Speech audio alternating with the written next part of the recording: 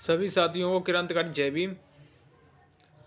साथियों, जैसा कि हम सबको पता होना चाहिए कि हम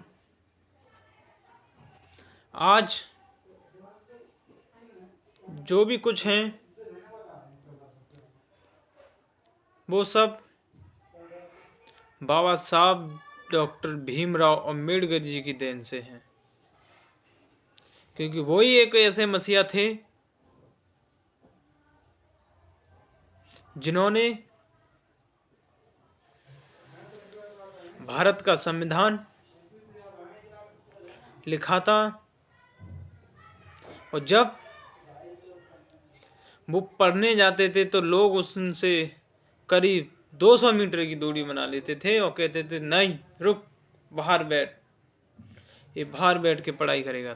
तो बाबा साहब डॉक्टर भीमराव अंबेडकर जी जब उस समय ऐसी बात सुनते थे तो बाबा साहब सोचते थे आखिरकार हम में वजह क्या है, हमारी गलती क्या है जो हम तुम लोगों के साथ स्कूल के अंदर बैठ के कॉलेज में नहीं पढ़ सकते। आखिरकार क्यों ऐसा व्यवहार क्यों किया जा रहा है हम लोगों के साथ। तो बाबा साहब ने ऐसे ही कुछ समय बदलता गया तो एक दिन बाबा साहब ने सोचा कि बाल मेरे बहुत बड़े हो गए तो लाओ कटिंग करवा के आऊं। तो बाबा साहब एक दुकान पे गए, उन्होंने कहा कि मेरी भैया कटिंग कर दो। तो बोला कटिंग तो हम कर देंगे, मगर आप कौन सी जाति के हो। बाबा साहब से प्रश्न पूछा गया कि आप कौन सी जाति के हो। तो बाबा साहब ने बताया कि मैं एक दलित समाज का बच्चा हूँ, कि मैं एक दलित समाज से आता हूँ। तो उसने कहा दुष्ट, तू बिना पूछे मेरी दुकान पे ऐसे कैसे घुस गया। मुझे अपनी दुकान अपवित्र हो गई है, अपवित्र करानी पड़ेगी।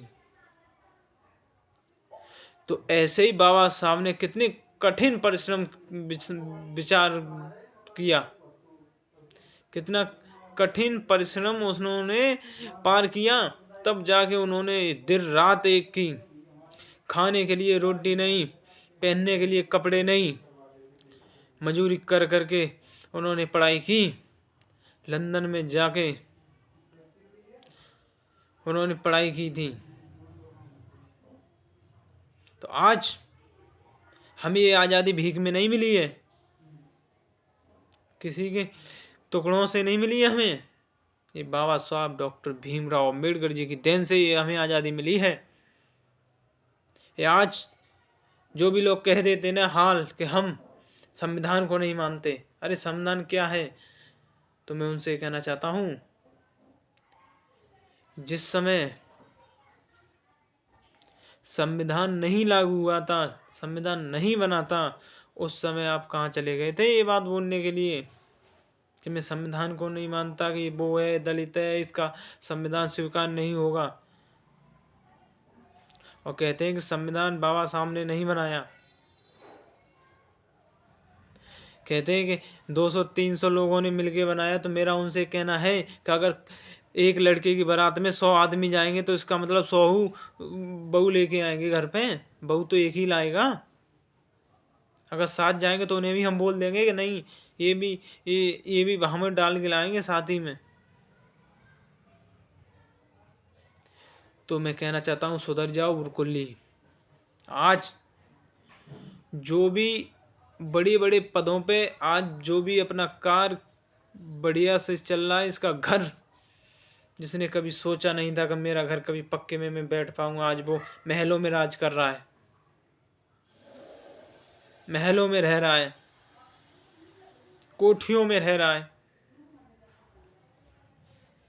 और बड़ी बड़ी पदों पे बैठा है, बड़ी बड़ी गाड़ियां चला रहे हैं, एमएलए बने बैठे, मंत्री बने बैठे हैं, एसपी डीएसपी, दरोगा, सिपाही, जज, कलेक्टर, वकील, आज ये सब बने बैठे हैं। किसकी वजह से?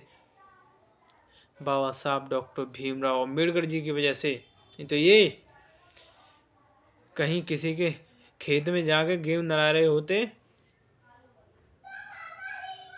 तो मैं कहना चाहता हूं कि सुधर जाओ, बाबा साहब पे गलत टिप्पणी करने वाले हो। कहता हूं उठाओ, एक बार पढ़ो संविधान को, तब जाके कहीं तुम्हारी आंखें खुलेंगी।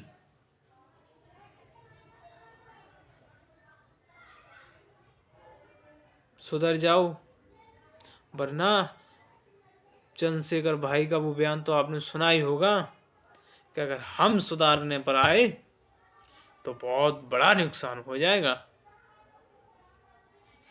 सरकार और प्रशासन दोनों पीछे ही पीछे होंगे। तो बाप का विरोध कभी बेटे नहीं करते, ये बात ध्यान रखना तुम।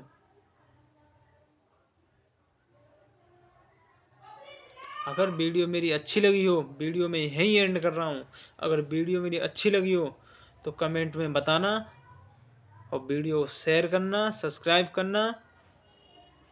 जय भीम, जय संविधान।